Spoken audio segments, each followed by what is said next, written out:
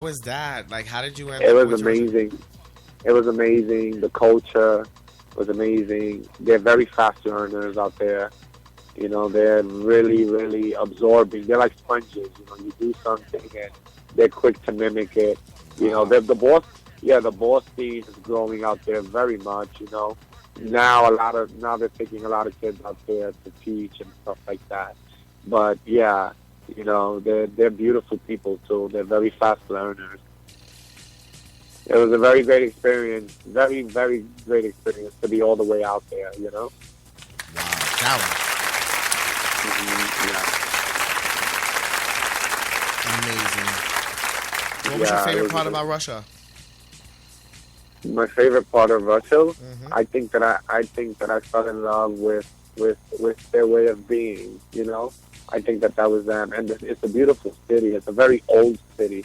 At night, it looks amazing. You know, and Wow. yeah, their buildings are like gilded and sculpted, and they're beautiful buildings. But I think that I fell in love with the culture, like the way their way of being and stuff like that. Even though from what I hear, they can be really shady too. But you know, like, but from what I got, yeah, I heard like they're really like almost like prejudiced almost. But what I got, what I saw, what I felt was intrigued. They were very intrigued by the Americans and by the American way, and I as well also was very interested in the way they communicated with each other and the culture. Very different from us. Very different. Wow. Almost like the ballroom scene, right? Like you have the old school and the new school. Yeah, in a way, yeah, it's kind of like that. Well, one of the things I learned about this ballroom scene radio station thing that I'm doing is that, I kind of like bridge the gap between old school and new school, and people are actually hearing it, from the person's mouth, so it kind of like, you can't lie your I way think out of that. You know what I mean? Yeah, And people yeah, hear everything and they're kind of like comparing it to now and they're getting it. that's what I mean. What you're doing, like, is great, bridging the gap, like what you said. I agree with that. Because it's definitely knowledge, and knowledge is power. You have to learn where things come from and where it originates from.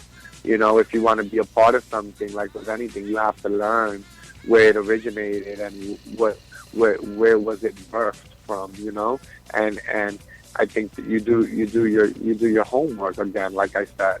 Word. And you have to respect it, like anything that's amazing. You have to nourish it and respect it, and not take away from it. You have to add to it. You have to add beauty to things. Right. And that is the main goal. And I think bridging the gap from the old to the new, that's what you're gonna get. Because it's where it originated from. And I think the new generation needs to embrace that more and not be so quick to be like, oh please, these older kids, they don't know nothing. Okay. Remember, you're a child. You're a child. Look at it as it's like your parents teaching you. You have to look like it's your parents teaching you with these house things. You have to follow, and you have to follow tradition. You have to follow what was here before you. That's how Yes. I think. Yes, because when I came out to the time, it was in the middle, right? Where it was like literally like 3 summers I was hanging out with people from the from the village and everything in the ballroom scene, and then like one summer like all these kids came from nowhere and like all the old school groups were gone, and I was like, what happened here? The P is not the same. Christopher Street is different. Like, where's all these new people coming in? And like hip hop started coming in harder, and, hard. yeah, and it was crazy, and the girls, the more femme queens were coming out, and trans men, and it was crazy. And I was living though. Whatever was happening, I was like, work. I live here. Yeah, it seemed like a lot of people came out all of a sudden, right? Another thing I learned about this radio show is that a lot of people don't know how much they contributed in the ballroom scene to the LGBT community to get to where the new school is at right now. I have had trans men, trans men that started a long time ago that are looking rock stocking right now and have a story to tell, that when I get them on the interview tip, which y'all girls know, y'all boys, my bad, y'all boys know who I'm talking about. When I get them on the show, it's going to open up, a whole lot to others who are young and want to choose their destiny in their life or ready for that stage. in life. You know what I mean? Yeah, absolutely. Because you look at it as like, wow, this person is older than me, has lived through all of it, and has experiences. On my story, even though I'm young, I could relate to his. You know what I'm saying? Right. And and you look, and you look at it as like, wow, well, this person did it. He lived through it. And now look at him. I could probably do it. I could do the same thing, and that's always good, Word. You have to teach. You have to pass something down. Yes. You have to pass it along. To be a good person to do that, because some people just turn into be just milk duds. Yeah, no, you can't. I got to share it. One question too, by the way. Tell us a little bit about Venus Extravaganza. Venus, my sister Venus. Yeah, Venus Extravaganza. Rest in peace. God bless her soul. I love her. Yeah, I miss her. Amazing. Because she wasn't around long enough for everyone to meet her and embrace who she was. So not many people know her. But since she was in Extravaganza and you know her very well, I would it would be very appreciated if you told us a little bit about Venus Extravaganza. She was a sister. She was family. She was like the sweetest. She had a very competitive force in her too as well. She looked at things a lot like extravagant like I do, where it was like she would go to these balls and she had something to prove, and she was my little girl, and it was funny because I was younger than she was, and I used to tell her, Venus, you're so little, and she's like, you're smaller than me, and so she was like a little cat to me, so I was always like, Venus, que chiquita tu eres, you're so little, it was like a little cat, and I missed her very much, very loyal daughter to Angie, and very laid the base for what this house stands for when it comes to femme queens like Raquel and like Carmen and Venus and all those girls. They definitely made the mold for what the Extravaganza femme queen today should be. Like Giselle, like Jahira, and stuff like that. So yeah, like I said, yeah, we're definitely following in the tradition of Venus and so many others extravaganzas that have passed on. I like to think today and age. Work. I look at the pictures and I see her in Paris is Burning, and she was over and when she does the legendary "Get into the skin, honey," and she reads. And I use some of her her vocals on my drops on my radio show. I live for her so much. Everybody loves that moment. Yeah, like I said. I mean, she ate it. Outspoken. I mean, even at the ball, she let it be known. She came through to prove something, and she was very a good sport about it and very competitive, and yeah, she brought a lot to the ballroom scene. Word. And Venus Extravaganza. I wanted to ask you, was she in another house before Extravaganza? No. Okay, because I didn't understand the part. I seen her, on Paris is Burning, and she goes, houses, that, they're not really there for you, and all this crazy stuff that I was like, okay, what just happened? I was a little confused. Was she Was she talking about houses in general based upon other people, what they told her? Yeah, I think that's more or less what she was saying. Okay, yeah, because how the girls are. No, yeah, they're like, Venus is always Angie's daughter. You see that in movies. Yeah, I mean, when she passed away, Angie was called down to identify the body. You know what I'm saying? Wow. I mean, yeah, I don't mean to say it like that, but that was Ganza.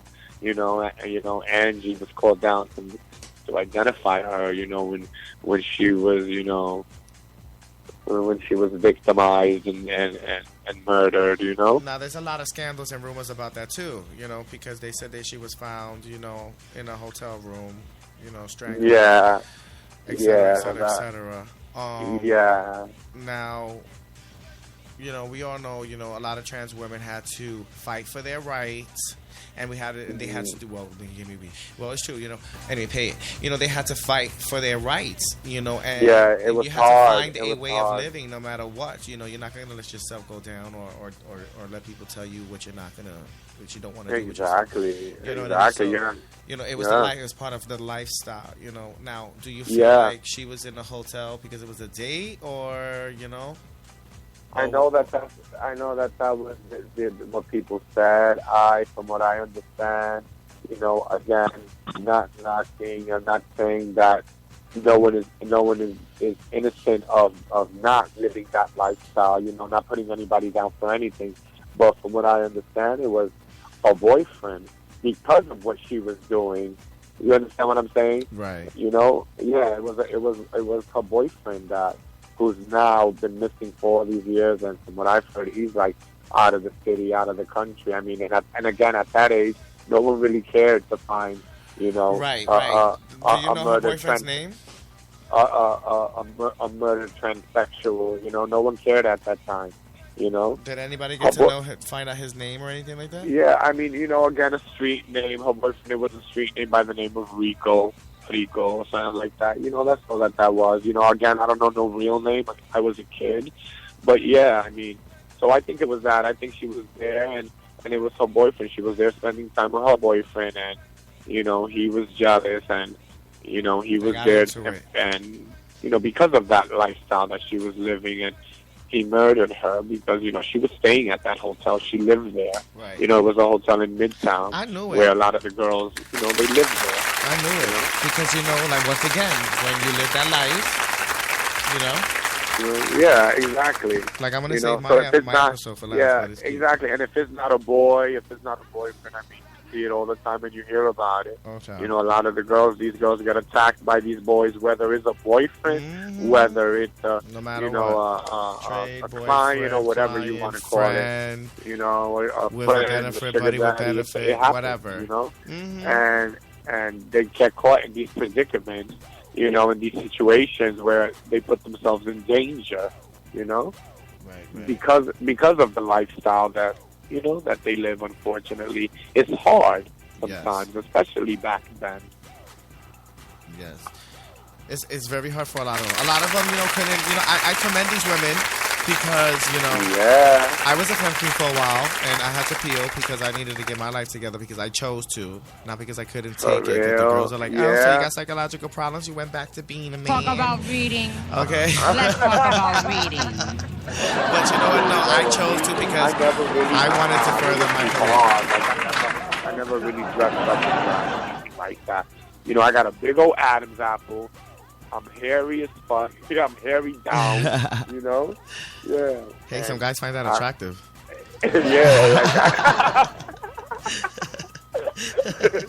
Right? And the hormones, they do wonders, man. Who would have known? I probably would have been a babe. Snap. Instead of the father, I probably would have been the mother. Oh, I'm going to finish you up. Yes. Yeah, because all those hormones, they do wonders, right? Okay, especially those the estrogens. What was it that used to say, Mama? You need the German moans. The German moans work wonders, honey. She goes the German moans. Look how he knows. The German trust, I know, honey. Hello. What's it, yo, Wallet? All right. It was cute. Now, but because, there was a lot of people spreading a lot of rumors about, one of my sisters as well, my babies, Venus Extravaganza, and I didn't feature it, so I just wanted to set the record straight, But then again, I know a lot of people, who are trying to find her killer still to this day, so shout out to that. And, your piece of information right now on today's iconic, legendary, pioneering episode, just might help them out. You know what I mean? So, shout out to that. Yeah, definitely. One more thing, and then we're gonna go into. I heard, another little rumor real quick. Don't get nervous because there's nothing bad. There's gonna be the last one. Okay, I promise. I promise it's gonna be the last one. What was the tea with Stanley Milan? With Stanley Milan? Mm-hmm. Tell me why. On the you have to runway. tell me because I don't know, because you never know what you hear and stuff like that. Well, like, there's a video on YouTube that you battled him and he won. What was that about? Who else battled? Who else was there? Who else was on the floor? Oh, I don't know. All I know is that I seen on the video somebody post, because you know how the girls are. You put, I'm gonna have icon-jose-overall-father-xtrav on my show, and they're like, well, honey, you don't want to know about this, because you know how the girls are. They bombard me with little messages. I'm speaking to T-Pay. I'm not saying no names though, but and I get like 100 messages, and I was like, what is this? And he's like, girl, you need to look at this video and talk about this on the show. And I was like,